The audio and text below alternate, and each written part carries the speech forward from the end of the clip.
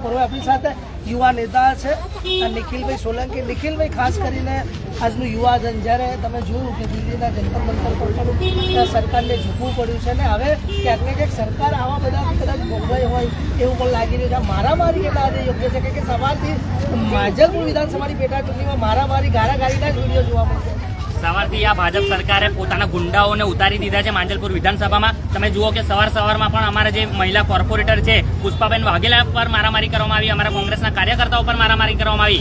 આ લોકો પોતાની હાર સ્વીકારી બેઠા છે અને માંજલપુર વિધાનસભામાં કંઈક ને કંઈક એમની સીટ જતી લાગતી હોય તેના કારણે આજે અહીં માંજલપુર વિધાનસભામાં આજે જગ્યા પર ઉભા છે, જગ્યા પર એક આવીને એક છોકરી પર એ લોકોએ હાથ ચાલીકી કરી છે. એટલે કે તમે જુઓ કે ભાજપના કાર્યકર્તાઓએ હાથમાં બંગડીઓ પહેરી લીધી છે.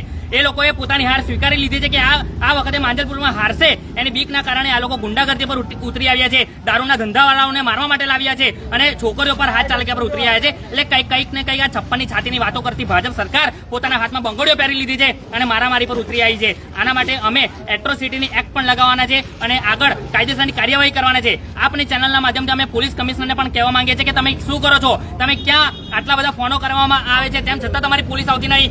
બધી બનાવ બની ગયા પછી પોલીસ આવે છે એનો શું ફાયદો? એટલે આ જે રિક્ષાવાળા ભાઈને જે માર મારવામાં આવ્યો છે, નીચે રોડ પર ઊંઘાડીને જે માર મારવામાં આવ્યો છે તેનો બદલો અમે કોંગ્રેસના કાર્યકર્તાઓ લઈને રહીશું. જે ચોક્કસ અહીંયા તમે જોઈ શકશો કે પોલીસ જવાનો પર અહીંયા